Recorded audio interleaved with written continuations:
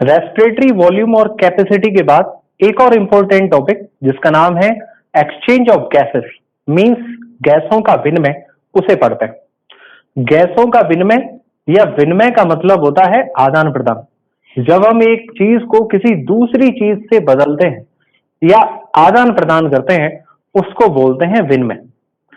इसी तरीके से हम यहाँ पर ऑक्सीजन और कार्बन डाइऑक्साइड के बारे में पढ़ेंगे जो कि एक दूसरे के साथ विनिमय हो पाती हैं। मीन्स एक जगह से ऑक्सीजन दूसरी जगह पर और एक जगह से कार्बन डाइऑक्साइड दूसरी जगह पर जा पाती है। इसी को गैसों का विनिमय हम पढ़ेंगे। गैसों का विनिमय एक निष्क्रिय क्रिया होती है, मीन्स एक पैसिव प्रोसेस जिसमें एनर्जी की रिक्वायरमेंट नहीं होती है।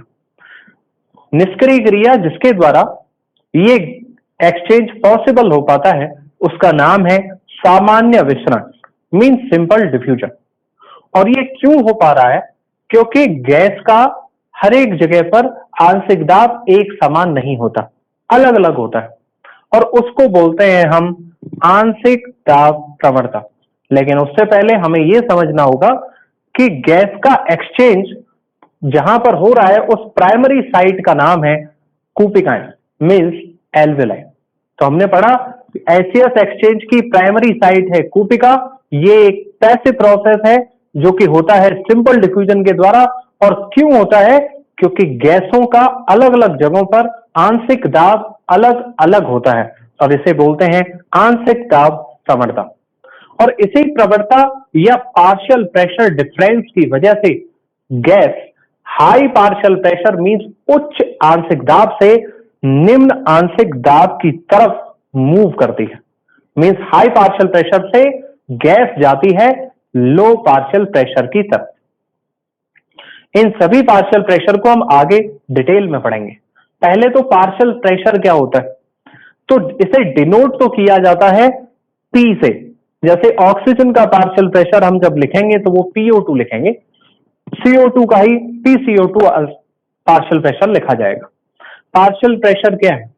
पार्शियल प्रेशर जब गैसों के मिक्सचर में किसी एक गैस की जो परसेंटेज आयतन है उसे प्रेशर में बदला जाए तो उसे ही उसका आंशिक दाब कहते हैं। जैसे अगर हम वातावरण की बात करें तो उसमें PO2 होता है 159 mm of Hg, जबकि PCO2 होता है 0.3 mm of Hg। इस तरीके से पार्शियल प्रेशर होता है। अब जो गैसों का विनिमय है वो तीन जगहों पर देखने को मिलता है, 3 प्लेसेस पर। पहला, क्योंकि ये हम पहले भी पढ़ चुके हैं, ये सब हमने स्टेप्स ऑफ रेस्पिरेशन में पढ़ा था, जो कि 5 स्टेप्स हमने पढ़े थे। वहां पर ही 3 विनिमय के बारे में हमने पढ़ा है। अगर हमें याद हो तो हमने फर्स्ट स्टेप में वातावरण और फेफड़ों के मध्य में गैसीय विनिमय देखा था, जिसे पल्मोनरी वेंटिलेशन बोलते थे। सेकंड, हमने कूपिका और डीऑक्सीजनेटेड मींस रीऑक्सीजनित रक्त के मध्य में गैसीय विनिमय देखा था, जिसे हम एल्वियोलर वेंटिलेशन बोलते थे।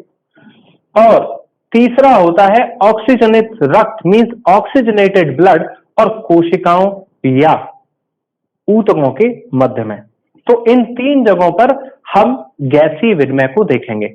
और इन 3 जगहों पर गैसीय विनिमय को देखने से पहले हमें इन सभी जगहों पर गैसेस के पार्शियल प्रेशर को याद करना होगा।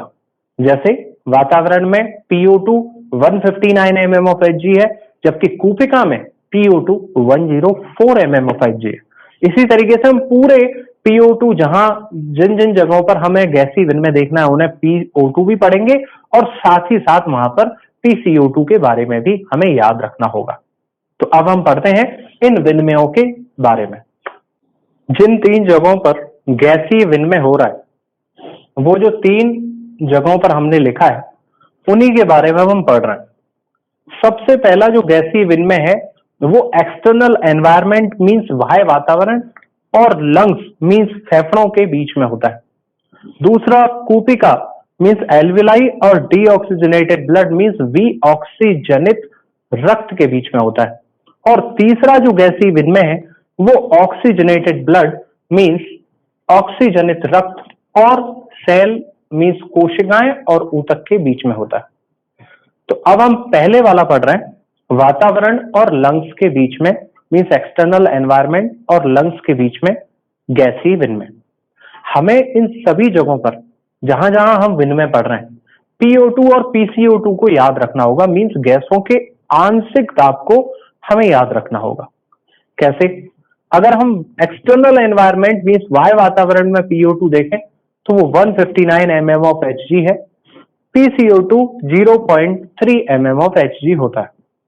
कूपिका के अंदर PO2 104 mm ऑफ Hg होता है, PCO2 40 mm ऑफ Hg होता है। कूपिका के पास जो ब्लड आता है, जिसे हम डीऑक्सीजनेटेड ब्लड या विऑक्सीजनित रक्त बोलते हैं, उसमें PO2 40 है और PCO2 45 है। वैसे भी हमें इसे याद करने की जरूरत नहीं है, हमें पता है डीऑक्सीजनेटेड ब्लड में CO2 का कंसंट्रेशन ज्यादा होता है, तो PCO2 ज्यादा होगा, 45 है, और PO2 कम होगा तो 40 है। ऐसे ही ऑक्सीजनेटेड ब्लड की बात करें तो PO2 95 और PCO2 40 होता है। सेल और टिश्यू के लेवल की अगर आप बात करें तो PO2 ज्यादा होगा या PCO2? PCO2 ज्यादा होगा। क्यों? क्योंकि सेल या टिश्यू के लेवल पर ऑक्सीजन यूज हो रही है फूड के ऑक्सीडेशन के लिए, तो PO2 कम होगा और PCO2 ज्यादा होगा। जैसे पहले सेल की बात करें तो सेल के लेवल पर PO2 20 है और PCO2 50 है, ये सेल के अंदर की बात है। जबकि टिश्यू के लेवल पर PO2 40 है और PCO2 45 है। हमने ये सारा याद कर लिया। दोबारा से देखें, एक्सटर्नल एनवायरनमेंट में PO2 159 है और PCO2 0.3 mm ऑफ Hg है। कूपिका के अंदर PO2 104 है और PCO2 40 है। डीऑक्सीजनेटेड ब्लड में PO2 40 है और PCO2 45 है। ऑक्सीजनेटेड ब्लड में PO2 95 है और PCO2 40 है। जबकि सेल के अंदर PO2 20 है और PCO2 50 है। टिश्यू के लेवल पर बात करें तो PO2 40 है और PCO2 45 है। तो हमने हर एक जगह पर partial pressure of oxygen means oxygen के आंशिक दाब और CO2 के आंशिक दाब को याद कर लिया। अब क्योंकि हमें आंशिक दाब के डिफरेंस यहां दिखाई दे रहे हैं, कहीं पर ज्यादा है कहीं पर कम है, तो क्या हम किसी गैस के मूवमेंट को देख सकते हैं? बिल्कुल, क्योंकि हमें पता है कि गैस उच्च आंशिक दाब से निम्न आंशिक दाब की तरफ जाएगी। जैसे पहला जो गैसेस एक्सचेंज है वो है वातावरण और फेफड़ों के बीच में।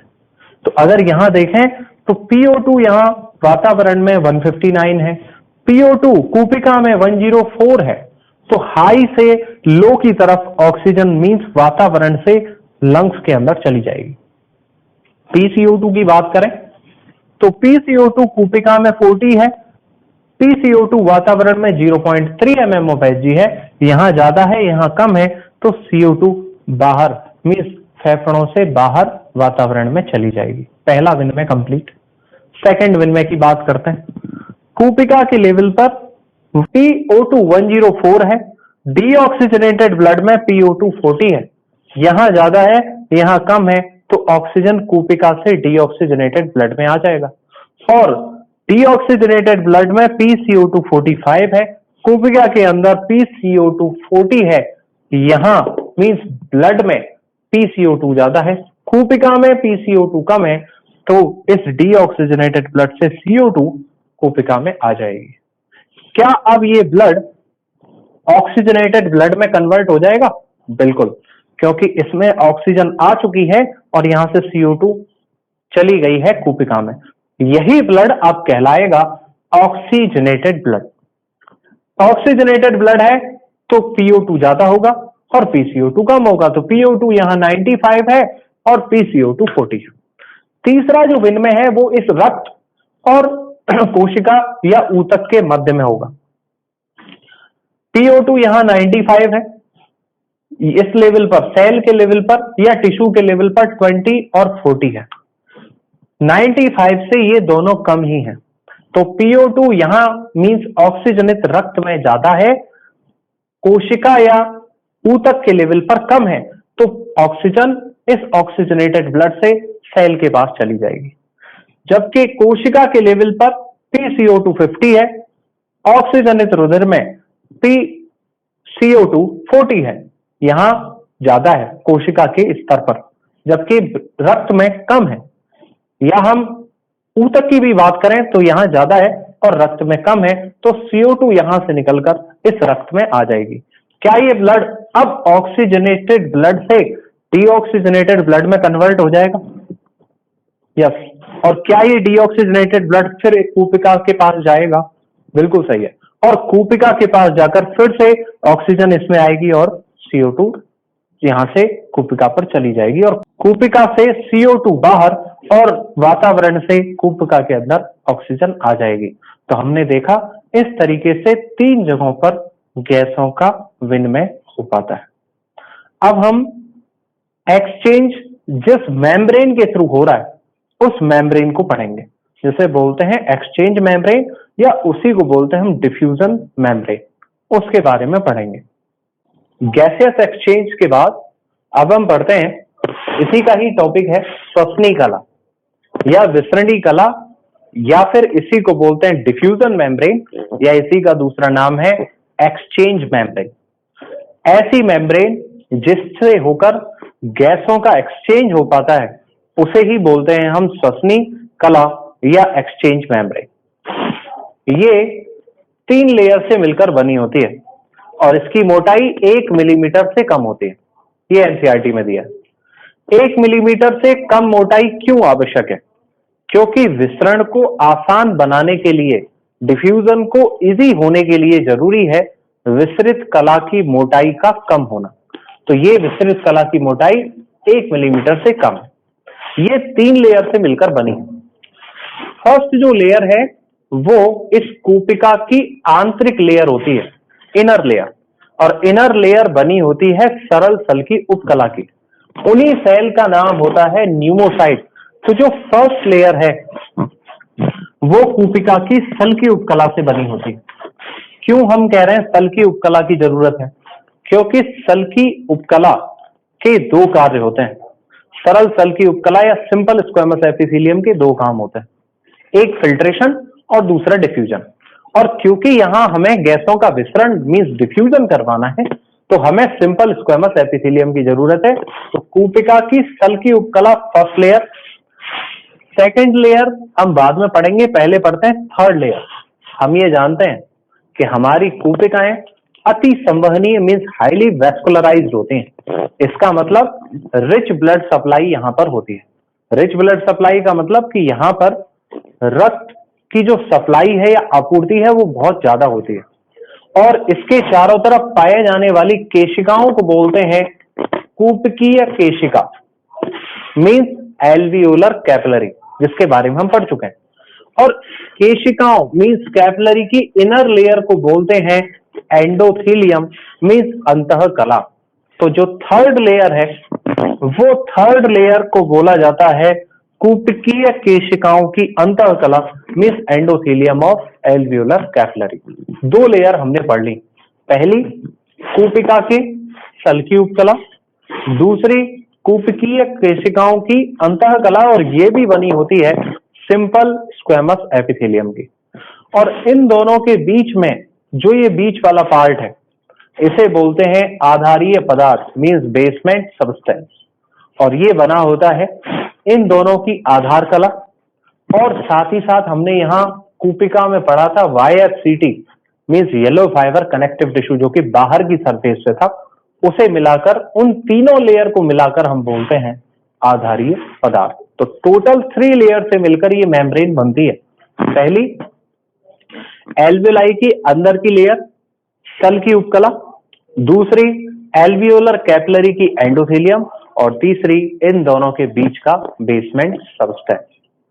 अब आते हैं एक नए टॉपिक पे जो डिफ्यूजन से ही रिलेटेड है, उसका नाम है डिफ्यूजन कैपेसिटी मींस विसरण क्षमता। किसी गैस की विसरण क्षमता को हम कैसे पढ़ते हैं? तो प्रति मिनट 1 मिलीमीटर ऑफ Hg आंशिक दाब में जितनी गैस इस झिल्ली से विसरित हो जाती है उसे उसका विसरण क्षमता बोला जाता है, मींस डिफ्यूजन कैपेसिटी।